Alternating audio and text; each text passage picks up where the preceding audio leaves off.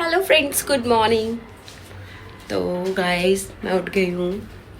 आज मैं थोड़ा सा जल्दी उठी हूँ क्योंकि मैं रात भर सो ही नहीं पाई गाइस। क्या आपके भी बच्चे आपको इसी तरह परेशान करते हैं रात में? गन्नू तो बहुत परेशान करता है। कभी कभी पूरे रात रोता रहेगा, चिड़चिड़ होता रहेगा उसका, और बहुत चिड़चिड़ करता है गाइस। कभी कभी तो हर मिनट में उठेगा। तो फाइनली जब मैं उठी गई हूँ, मेरी एक प्रॉब्लम है। मैं अगर एक बार उठ गई तो मुझसे दोबारा सोया नहीं जाता है।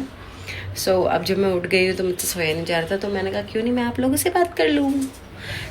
मैं उठी हूँ, मैंने जल्दी से अपनी मशीन लगाई है, कपड़े धुल रहे हैं यहाँ पे, एंड उसके बाद मैं नाश्ता बनाऊंगी अपने लिए, गन्नू के लिए। और गन्नू यहाँ पे सो रहा है।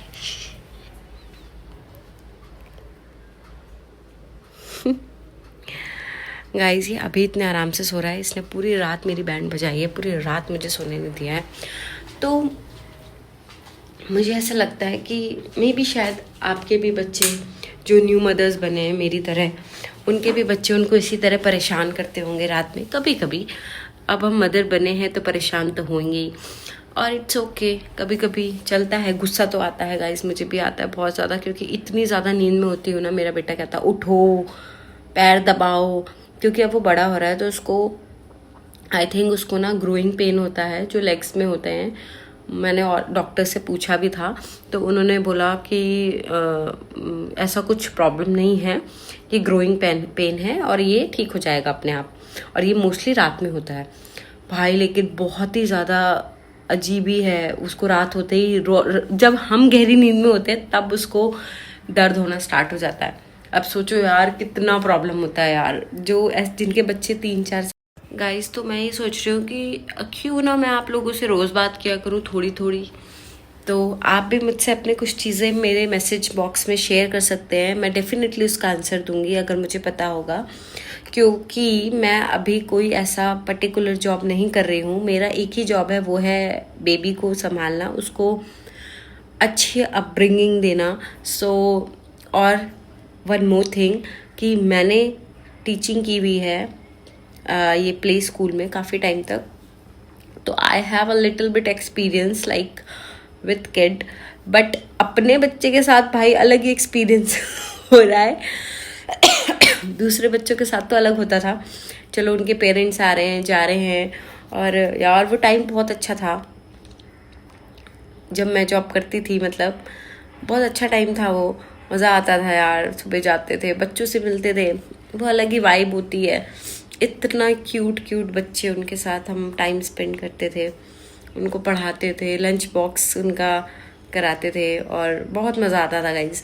तो हमें ऐसा लगता था यार अब तो हमारे पास एक्सपीरियंस है। मतलब उनके पेरेंट्स हमसे कहते थे मैम आप तो हमारा बच्चा इतने अच्छे से संभाल लेते हो, और मैम हमें तो ऐसा लगता है आप अपना बच्चा संभाल लोगे, बहुत अच्छे से संभाल लोगे। और हमें लगता था यार पता नहीं मैम ऐसा क्यों बोलती है, क्योंकि हम उनके बच्चों को एक रोटी खिला देते थे ना, तो देवर लाइक, मतलब उनको ऐसा लगता था कि भाई कितना बड़ा काम कर लिया, और हमको ऐसा लगता था यार ये एक रोटी पे इतनी खुश कैसे हो गई।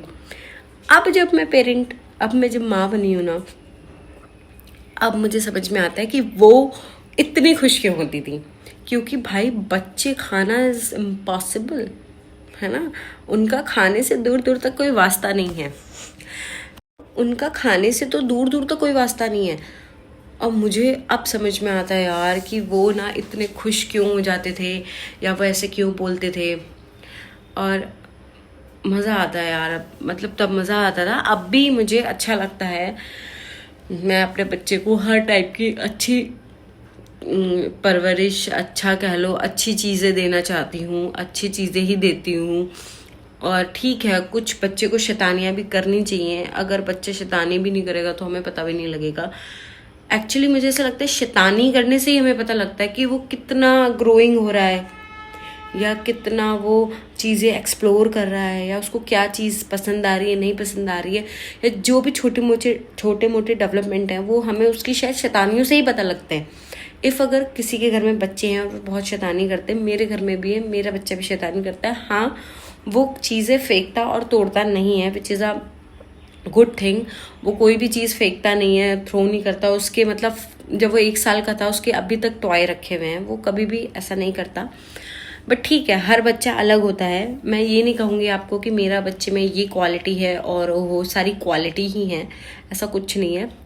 सबके बच्चों में क्वालिटी होती है, सबके बच्चे यूनिक होते हैं, सबके बच्चे, कोई मेरा नहीं, सबका बच्चा। जो मेरे बच्चे को आता है शायद वो सामने वाले को नहीं आता, जो सामने वाले के बच्चे को आता है वो मेरे बच्चे को नहीं आता। तो आप किसी भी बच्चे को किसी भी बच्चे से कंपेयर मत करना कभी भी। और ठीक है, हमारे टाइम पे होते थे कंपैरिजन, ठीक है हमारे टाइम पे तो छितड़े भी पड़ते थे दे धड़ाधड़, बट अब नहीं मार सकते आप अपने बच्चे को। सो मैं गाइज यही कहूँगी कि अच्छा है मदरहुड। आप अगर न्यू मॉम है तो एंजॉय करें, और जिनके बहुत ही छोटे बच्चे हैं तो उनको भी आगे के लिए मैं कुछ कुछ टिप्स देती रहूँगी। अभी के लिए इतना ही।